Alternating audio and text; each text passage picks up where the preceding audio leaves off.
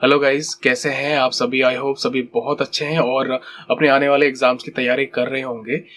ये वीडियो मैं बना रहा हूँ एक टॉपिक पे, प्री और मेंस को लेके, कि हम दोनों को लेके कैसे साथ चल सकते हैं उसको लेके। ये सवाल भी था कुछ लोगों का और मुझे लगा कि शायद इस पे वीडियो बनानी चाहिए, क्योंकि अक्सर हमारा प्रॉब्लम रहता है। जब मैं अपनी प्रिपरेशन कर रहा था तब भी मैं कहीं ना कहीं इन चीज़ों पे फंसा हुआ था कि मुझे प्री की तैयारी करनी चाहिए कि मेंस की तैयारी करनी चाहिए। तो इन चीज़ों को मैंने कैसे बैलेंस किया उसको लेकर ही मैं बात करने वाला हूँ। तो सबसे पहले, जब आप बिगिनर है, मतलब ये वीडियो उनके लिए है जो 2023 के एग्जाम्स को टारगेट करने वाले हैं और सामने के जो भी एग्जाम्स बीच में आएंगे वो सब एग्जाम्स को भी। तो सबसे पहले मैंने क्या किया था, मैंने जो स्टार्टिंग से, मैं अपना भी चीज़ें बताऊंगा और आप क्या कर सकते हैं वो भी मैं आपको बताऊंगा। कि सबसे पहले मैंने अपना प्रिपरेशन स्टार्ट किया प्री को ध्यान में रखते हुए, क्योंकि देखिए मेंस जो है ना वो एक एडवांस लेवल है। जब तक आपका बेसिक्स क्लियर नहीं होगा तब तक आप मेंस के क्वेश्चंस को आपको समझ ही नहीं आएगा। आप क्लियर कैसे करेंगे जब आपको बेसिक्स ही वो नहीं है, मतलब उसके बेसिक्स की ही समझ नहीं है। तो उसके लिए जरूरी है कि आप बेसिक्स सबसे पहले क्लियर कीजिए। तो पहले स्टार्टिंग का जितना भी आपको टाइम लगे, मैं बोलूंगा कि मिनिमम आप 1 से 1.5 महीने या हार्डली आप 2 महीने दीजिए बेसिक्स को क्लियर करने में। उसमें जो बेसिक्स के सारे क्वेश्चंस आपको आ जाना चाहिए 2 महीने में। स्पीड, एक्यूरेसी, जब आप क्वेश्चन सॉल्व करेंगे, मॉक देंगे, वो बात की बात है। तो मैक्सिमम आप 2 महीने दीजिए। मैं भी अपने टाइम में मैंने भी वैसे ही किया था, लेकिन कुछ गलतियां मैंने और भी करी थी जिस वजह से मुझे थोड़ा और टाइम लग गया। ठीक है, तो आप 2 महीने बेसिक्स को दीजिए। जितना भी है आप मॉक्स को टच ही मत कीजिए उस 2 महीने में, अच्छे से कीजिए। एक बार प्री क्लियर हो जाए, प्री सॉरी बोल रहा हूँ, मतलब जो बेसिक्स है वो क्लियर हो जाए। बेसिक क्लियर होने के बाद आप क्या करेंगे ना, कि आप बेसिक्स को कंटिन्यू रखिए हर दिन। जैसे कि मान लीजिए आपके पास आप 8 घंटे पढ़ रहे हैं, दिन के 8 घंटा इनफ होता है अगर आप सही तरीके से स्टडी कर रहे हैं तो दिन के आप 3 घंटे तक आप सिर्फ जो भी बेसिक्स के क्वेश्चन है वो लगाया कीजिए, ताकि आपका स्पीड बनी रहे। जैसे आपको कैलकुलेशंस मैथ की करनी है, जैसे कि कुछ नंबर्स है आपको मल्टीप्लाई करना है, उसको ऐड करना है, सब्ट्रैक्ट करना है या उसको डिवाइड करना है, तो वो सब कुछ बेसिक्स क्वेश्चन है। स्क्वायर का जो वैल्यूज निकालने हैं या फिर स्क्वायर रूट, ये सब वैल्यू जो भी है आप करते रहिए हर दिन, थोड़ी बहुत प्रैक्टिस करते रहिए ताकि आपकी स्पीड बनी रहे। क्योंकि क्वांट में जो सिंप्लीफिकेशन आते हैं कुछ ऐसे ही चीजें वहां करना रहता है।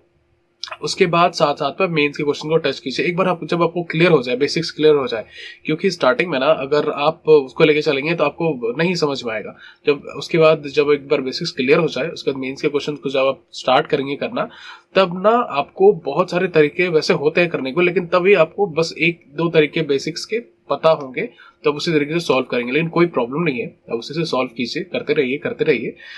और उसके बाद जो भी अलग अलग टीचर्स के अलग अलग अप्रोच होते हैं सॉल्व करने के, वो सब अप्लाई करके देखिए और उनमें से वही कंपेयर कीजिए आप अपने में ही, कि इन 5 तरीकों में से कौन सा ऐसा तरीका था जिससे आप सबसे ज्यादा कंफर्टेबल हैं और जल्दी आंसर्स निकाल पा रहे हैं। तब उन जो भी तरीके हैं उस पर्टिकुलर टाइप के क्वेश्चंस के लिए उसको आप पिक कीजिए और उसको आप यूज कीजिए एग्जाम्स में।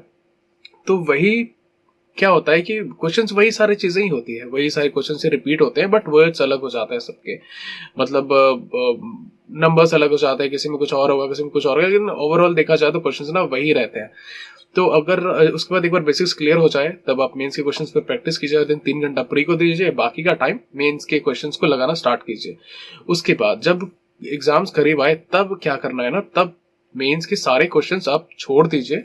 मतलब जैसे एग्जाम्स के 1.5 महीने बचे हैं, तब 1.5 महीने में उसके बाद उसको ऑपोजिट कर दीजिए। जैसे कि जो 2 घंटे हैं वो शायद आप मेंस को दीजिए, सिर्फ 2 घंटे मेंस को दीजिए और बाकी का जितना भी टाइम आपके पास बचेगा वो सारा का सारा टाइम आप प्री के क्वेश्चंस को सॉल्व करने में लगाइए। और जब लास्ट के 1.5 महीने बचेंगे या 1 महीने बचेंगे, आप जितना हो सके मॉक दीजिए, प्री के मॉक्स लगाइए। और उसी बीच में 10 दिन में या फिर 1 सप्ताह में आप मेंस के भी एक आध 2 मॉक्स लगाते रहिए। इससे क्या होगा ना कि आपको पता रहेगा कि मेंस के क्वेश्चंस कैसे आते हैं, और एक जो आपको फ्लो है ना, जो कि जो एडवांस लेवल के क्वेश्चंस को बनाने की है, वो फ्लो टूटेगा नहीं।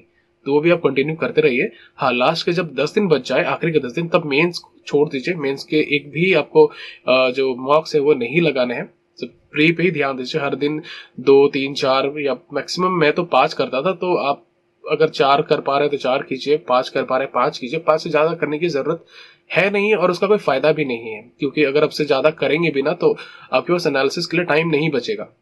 तो कोशिश कीजिए 4, 5, 3 भी करेंगे तो भी इनफ है आपके लिए। तो वो प्री लगाते रहिए। एक बार प्री का जो जब हो जाए उसके अगले ही दिन मेंस के वो जो क्वेश्चंस है या उसके प्रैक्टिस तो आप पहले से कर ही रहे हैं, आपको तो आइडिया है ही, बस उसको स्पीड लाने के लिए आप मॉक लगाते रहिए। हर दिन लगाने की जरूरत नहीं पड़ती है मेंस के क्वेश्चंस में, क्योंकि टाइम ही इतना ज़्यादा होता है। तो आप उसको हर 2 दिन बाद लगा सकते हैं या 3 दिन बाद लगा सकते हैं, जैसा आपको सही लगे। और ज़्यादा टाइम उस पर एनालिसिस पे देना होता है और जो नए क्वेश्चन है उसको सॉल्व करने में देना होता है। तो यही सब था प्री और मेंस को लेके कि कैसे कैसे हम दोनों को मैनेज कर सकते हैं स्टार्टिंग से। अगर आपके पास टाइम बहुत कम है तब तो आपको 50-50 लेके चलना पड़ेगा कि आधा टाइम इसको, मतलब दिन का जितना भी आधा टाइम है आप प्री के क्वेश्चंस लगाएंगे और जो बाकी का आधा टाइम है वो मेंस को दीजिए। और जैसे ही एग्जाम्स करीब आए तो वही सेम पैटर्न, आप थोड़ा मेंस को थोड़ा कम टाइम दीजिए, प्री को ज़्यादा टाइम दीजिए और बाकी का मॉक्स ही है। मॉक्स ही एकमात्र तरीका है स्पीड बढ़ाने का, और कोई तरीका नहीं है। प्री आपका विदाउट मॉक्स निकल ही नहीं सकता। हाँ, एक पल के लिए मान लूँगा कि मेंस निकल जाए, लेकिन प्री कभी नहीं निकलेगा बिना मॉक्स के। तो आई होप ये वीडियो आपको इन्फॉर्मेटिव लगा होगा। अगर पसंद आए तो लाइक कीजिए, शेयर कीजिए और चैनल को सब्सक्राइब ज़रूर कीजिएगा। ओके।